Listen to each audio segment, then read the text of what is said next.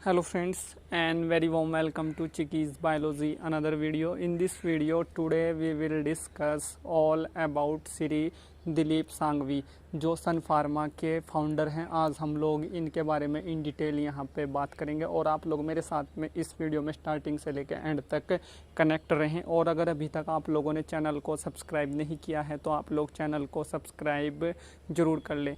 जो श्री दिलीप सांघवी हैं ये सन फार्मा के मालिक हैं और सन फार्मा जो है वो इंडिया में number 1 generic medicine manufacturing pharma industry है और वर्ल्ड वाइड इस इंडस्ट्री का जो एक स्थान है वो 5वां है।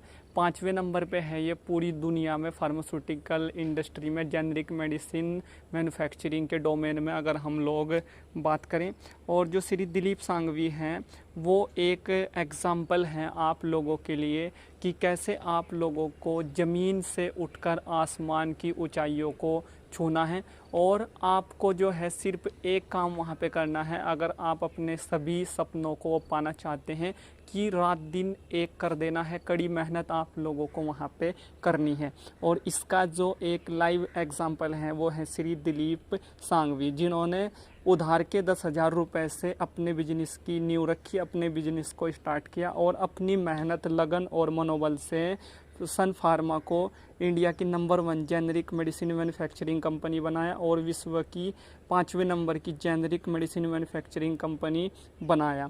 और इनकी सफलता का जो मंत्र है वो ये बताते हैं, इन्होंने अपने कई सारे इंटरव्यू में बताया है कि जब कहीं पे तूफ़ान आए या आंधी आए उस टाइम पे आप लोगों को तूफ़ान और आंधी से बचने की तैयारी स्टार्ट नहीं करनी चाहिए। आप लोगों को पहले से ही उसके लिए तैयार रहना चाहिए।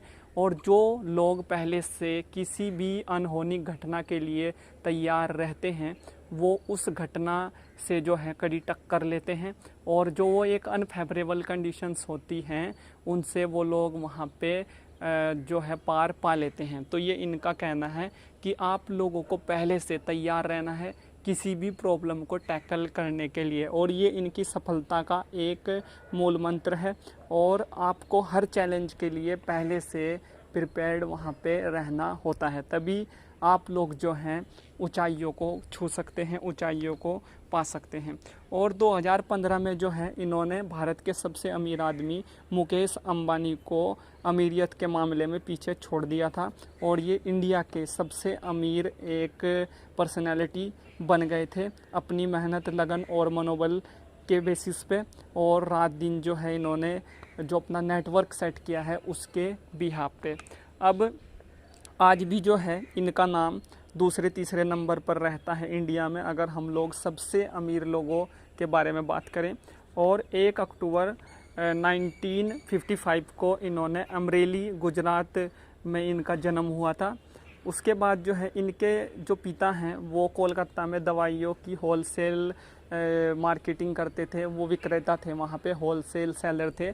और ये जो हैं अब ये पहले से ही होशियार थे, पढ़ाई में बहुत ज़्यादा होशियार थे। और जो इनकी प्राथमिक शिक्षा दीक्षा हुई है वो जे अल्मेरा हाई स्कूल से हुई है। और उसके बाद जो है ये कोलकाता के भवानीपुर एजुकेशन सोसाइटी कॉलेज से ग्रेजुएशन की डिग्री इन्होंने कॉमर्स में की है, क्योंकि ये बाद में गुजरात से कोलकाता चले गए थे और वहीं पे ये रहा करते थे और वहीं से इन्होंने जो है कॉमर्स में अपनी ग्रेजुएशन पूरी की है। इनका जो बैकग्राउंड रहा है वो पहले से मेडिसिन से नहीं रहा है और ये पहले मेडिसिन्स के बारे में कुछ नहीं जानते थे क्योंकि इनका ग्रेजुएशन कॉमर्स में हुआ है। बट इनकी लगन मेहनत और तपस्या से जो इन्होंने रात दिन मेहनत की है उससे आज इन्होंने जिस डोमेन के बारे में इनको कोई आइडिया नहीं था वहाँ पे नाम कमाया है। एक कॉमर्स का स्टूडेंट जो है वो बायोलॉजी की जो फार्मा एक शाखा है उसमें आके इतना अच्छा परफॉर्मेंस देता है। तो ये आप लोगों को इससे यहाँ पे सीखना पड़ेगा कि आप भी जो है अपने डोमेन को छोड़ के अगर किसी अदर डोमेन में जाते हैं तो अगर वहाँ पे भी आप लोग कड़ी मेहनत करते हैं लगन से और वहाँ पे आप अपना नेटवर्क सेटअप करते हैं और वहाँ पे आप जो है रात दिन कड़ी मेहनत के साथ में अपने बिजनेस पे फोकस बनाते हैं तो सफलता वहाँ पे भी मिलती है। इनका ये यहाँ पे एक एग्ज़ाम्पल इन्होंने दिया और एक एग्ज़ाम्पल इन्होंने यहाँ पे सेट किया। उसके बाद जो है ग्रेजुएशन की पढ़ाई के दौरान ये अपने पापा के बिजनेस में उनकी हेल्प करते थे और 1982 में अपने पिता से 10,000 रुपये उधार लेकर ये कुछ बड़ा करने के लिए मुंबई आ गए और मुंबई में 2 लोगों की मार्केटिंग टीम के साथ सन फार्मा की शुरुआत की इन्होंने। और वहाँ पे इन्होंने जो है 5 जो मनोचिकित्सक मेडिसिन्स होती हैं, जो साइकेट्रिक मेडिसिन होती हैं, उनके साथ में इन्होंने अपनी शुरुआत की। पहले ही साल इनकी जो कंपनी है उसको प्रॉफिट हुआ और इनकी जो सेल हुई वो 70 लाख रुपए की हुई, जो बहुत एक बड़ा नंबर है। और शुरुआत में इतनी सेल लेना बहुत ही मुश्किल काम होता है, बट इन्होंने जो है यहाँ पे ये कर दिखाया। कुछ और पैसे उधार लेकर इन्होंने जो है गुजरात वपी में जो एक जगह है 5 एम्प्लॉयज़ के साथ में अपनी एक छोटी सी मैन्युफैक्चरिंग यूनिट डाली। सन फार्मा की फर्स्ट मैन्युफैक्चरिंग यूनिट इन्होंने वहाँ पे शुरुआत किया उसका। और शुरू में प्रोडक्ट्स की जो सेल थी, जो वहाँ पे प्रोडक्ट्स बनते थे उनकी जो सेल थी वो कुछ ही लिमिटेड राज्यों में थी। जो गुजरात के आसपास के जो राज्य हैं, जो से जुड़े हुए कुछ स्टेट्स हैं, वहाँ पे जो है ये मार्केटिंग करते थे और सप्लाई करते थे। बाद में जो है इन्होंने अपना जो मार्केटिंग का एरिया था या अपने जो प्रोडक्ट्स का डिस्ट्रीब्यूशन था वो इन्होंने पूरे भारत में फैला दिया आने वाले 4 साल में। और इन्होंने कड़ी टक्कर दी सिप्ला को, रैनबैक्सी को और अदर एमएनसीज़ को, जो उस टाइम पे जो हैं नंबर 1, नंबर 2 और नंबर 3 की पोजीशन पे चल रही थी। लाइक जैसे कि सिप्ला, डॉक्टर रेड्डी या अदर एमएनसीज़, उनको इन्होंने टक्कर दी। और इन्होंने सिर्फ शुरू में जेनरिक मेडिसिन के साथ में डील किया और इन्होंने अपने जो प्रोडक्ट्स थे उनको वहाँ पे उन पे फुली फोकस होके अपने प्रोडक्ट्स की मार्केटिंग और सेल और जो प्राइस थे और जो डिस्ट्रीब्यूशन नेटवर्क था उस पर फोकस किया, जिससे कि इनकी ग्रोथ में बहुत हाइक हुआ। उसके बाद 1989 में विदेशों में जो इनकी मेडिसिन्स थी उनकी सप्लाई होनी स्टार्ट हो गई। और इन्होंने स्टार्टिंग के कुछ दिनों में जो भारत से सटे हुए कुछ देश हैं जैसे बांग्लादेश, भूटान, नेपाल, चीन, म्यांमार, ये जो देश हैं, श्रीलंका, इनमें अपनी सप्लाई की। उसके बाद जो और दूर दूर की कंट्रीज़ हैं डिस्टेंस वाइज, वहाँ पे इन्होंने अपनी सप्लाई को प्रॉपर किया, जिससे कि इनका जो एक ग्रोथ था वो और कई गुना हाइक हो गया। और इनकी जो कंपनी थी उसको बहुत ही तकड़ा वहाँ पे प्रॉफिट हुआ। 1989 में विदेशों में भी इनकी मेडिसिन्स जो हैं सप्लाई होने लगी। जो भारत के करीबी देश थे उनसे अलग भी जो है जो अदर देश थे वहाँ पे इनकी मेडिसिन्स जो हैं 1989 में सप्लाई होने लगी। और 1991 में इन्होंने अपना फर्स्ट R&D सेंटर खोला और 1994 में इन्होंने पब्लिक इशू निकाला, जो इनके लिए एक बहुत बड़ा अचीवमेंट था। हमेशा इन्होंने कैलकुलेटेड रिस्क लिए, इन्होंने कभी भी जो है ऐसे रिस्क नहीं लिए जिनके बारे में इनको पता नहीं था या जिनमें ज़्यादा वहाँ पे ख़तरा था। और हमेशा इन्होंने कैलकुलेटेड चीज़ों के साथ में डील वहाँ पे किया। उसके बाद जो घाटे में कंपनीज़ चल रही थी, फार्मा कंपनीज़ चल रही थी पहले से, उनका इन्होंने अधिग्रहण किया, जो इनके लिए एक बहुत बड़ी कामयाबी थी।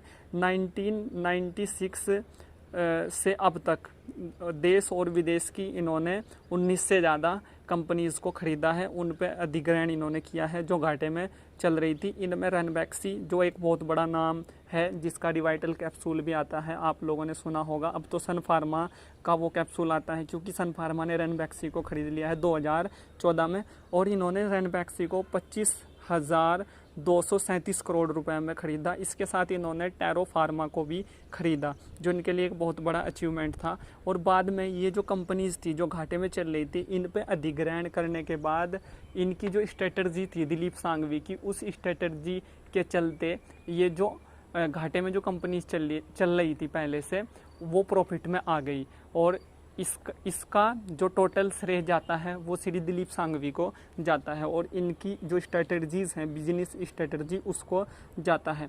और आज भी जो है ये बहुत सारी कंपनीज़ को उन पे अधिग्रहण करते हैं जो घाटे में चल रही हैं, और उनको फिर प्रॉफिट में लेके जाते हैं। सेल्स नेटवर्क्स जो हैं इनका 24 से अधिक देशों में फ़िलहाल है। और डॉक्टर रेड्डी कभी जब इनकी शुरुआत हुई थी इनसे बहुत ऊपर थी। आज डॉक्टर रेड्डी, सिप्ला जैसी जो कंपनीज़ हैं जो उस टाइम पे बहुत ऊपर थी इनसे, और सन फार्मा का कहीं पे भी नाम नहीं था, वो आज इनसे नीचे हैं, उनका नंबर इनसे नीचे हैं।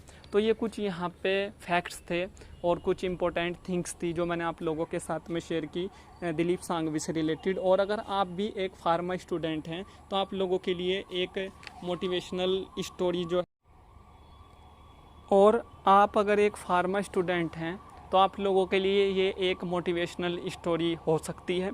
और आप लोग भी जो है अपने ड्रीम्स को इस स्टोरी से मोटिवेट होके पा सकते हैं अगर आप लोग एक फार्मा स्टूडेंट हैं। और आप लोगों को जो है फर्स्ट एक थिंकिंग रखनी होगी अपने गोल्स को, अपने जो आपके अचीवमेंट्स हैं उनको अचीव करने के लिए, क्योंकि फ्रेंड्स आप लोगों की जो पॉजिटिव थिंकिंग होती है वही आप लोगों का एक फर्स्ट स्टेप होता है जिसको आप लोगों को हमेशा उठाना होता है और फिर आप लोग अपने गोल्स को वहाँ पे अचीव कर सकते हैं। अगर आप लोग ऐसे ही डर के और रिस्क समझेंगे तो कभी भी आप लोग बड़ा नहीं कर पाएंगे, क्योंकि रिस्क हमेशा ही हम लोगों को उठाने पड़ते हैं, बट कैलकुलेटेड रिस्क। ऐसा रिस्क नहीं लेना है जिसके बारे में हमें पता ही नहीं है या पहले से कोई आइडिया नहीं है। जो IAFS कोचिंग है उसका जो गेट बी और IIT jam biotechnology YouTube channel है वो अपने 30K सब्सक्राइबर्स पूरे करने वाला है। और इस मौके पर आपके लिए जो है IAFS जो कोचिंग है ये बहुत सारे ऑफ़र्स लेके आने वाली है। तो आप लोग जो है गेट बी और IIT jam biotechnology IAFS YouTube channel पे जाएं और इस चैनल को सब्सक्राइब ज़रूर कर लें। इसके लिए मैं आप लोगों को अपनी इस वीडियो के डिस्क्रिप्शन बॉक्स में लिंक्स अवेलेबल करा दूंगा। और अगर भी आगे भी आप लोगों को इसी तरह की मोटिवेशनल स्टोरीज़ चाहिए फार्मा डोमेन से रिलेटेड, या किसी कंपनी का आप लोग जो हैं एक रिव्यू चाहते हैं या उसके फाउंडर के बारे में आप लोग जानना चाहते हैं, तो आगे भी मैं आप लोगों के लिए ऐसी ही केस स्टडी लेके आऊँगा। तो आप लोग चैनल को सब्सक्राइब ज़रूर करें और बेल आइकन के बटन को प्रेस वहाँ पे करना न भूलें, क्योंकि जब आप लोग चैनल को सब्सक्राइब करते हैं और बेल आइकन के बटन को प्रेस करते हैं तो वहाँ पे मेरा मोटिवेशन बढ़ता है। और जब मेरा मोटिवेशन बढ़ता है तो इसी तरह की जो मोटिवेशनल स्टोरीज़ हैं या मोटिवेशनल थिंग्स हैं मैं आप लोगों के लिए चिकीज़ बायोलॉजी चैनल पे लेके आता हूँ। So thank you friends, thank you for watching and do subscribe the channel for upcoming videos and latest updates. Thank you friends.